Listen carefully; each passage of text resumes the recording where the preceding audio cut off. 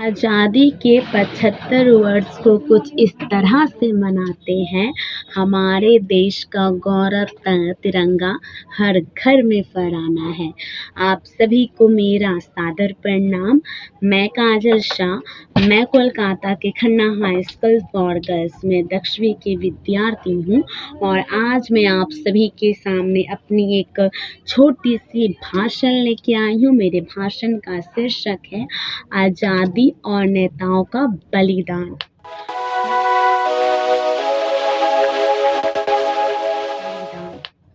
मैं गर्व से कह सकती हूँ कि मैं उस देश की नागरिक हूँ जहाँ पे वीरों ने वीरांगनाओं ने अपनी प्राण की आहुति देकर उन्होंने हमें यह स्वतंत्र भारत दिलाया है।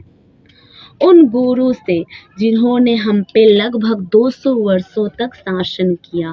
हमारी गलती नहीं थी, फिर भी उन्होंने हम पे चाबुक बरसाए। आज उन गुरु से आज हम आज़ाद हैं।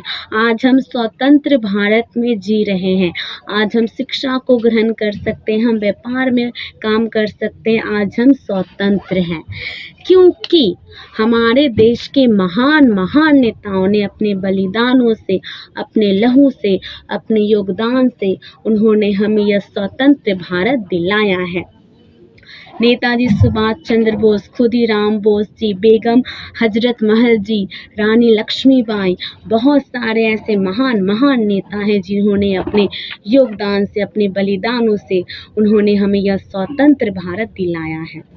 भारत एक ऐसा देश है जिसे हम श्रद्धालुओं का भी देश कहते हैं क्योंकि भारत एक ऐसा देश है जहाँ पे पहले भारत बहुत ही बड़ा था, लेकिन भारत अब छोटा हो गया है क्योंकि भारत देश कभी किसी देश पे आक्रमण नहीं करता है और जब उस पे आँच आती है तो भारत देश अपना कदम उठाता है।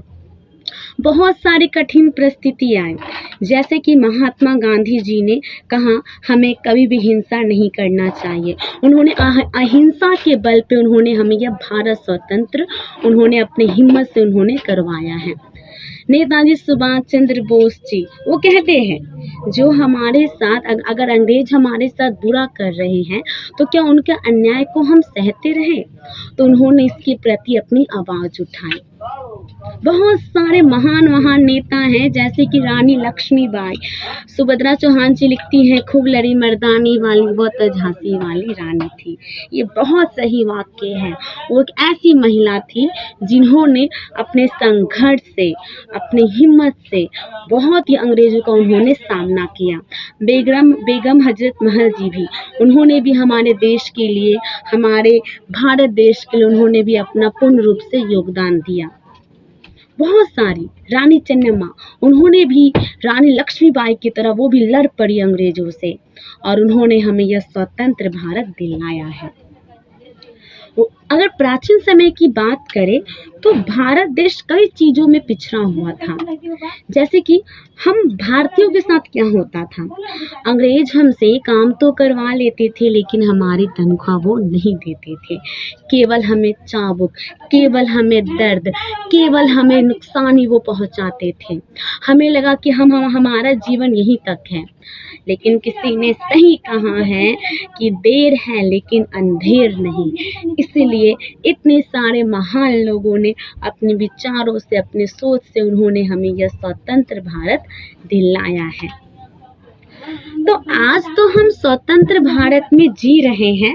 आज हम उन गोरों से आज़ाद हैं, लेकिन भारत देश में कुछ ऐसी भी कमियां हैं जो हम लोग उससे स्वतंत्र नहीं हैं। भ्रष्टाचार, बेईमानी, घृणा, इन सभी को अब हमें मिटाना है क्योंकि हम एक स्वतंत्र भारत में जी रहे हैं। अगर ये कमियां होगी तो भारत देश को, इन कमियों के कारण भारत देश का विकसित हो पाएगा नहीं, पूर्ण रूप से विकसित नहीं हो पाएगा।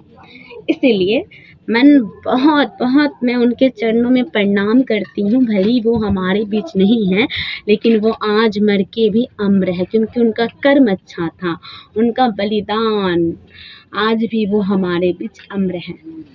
तो चलते हैं 15 अगस्त को इस साल इस तरह से मनाते हैं कि उनके हर पलों को, उनकी हर बातों को अपने जीवन में लाते हैं।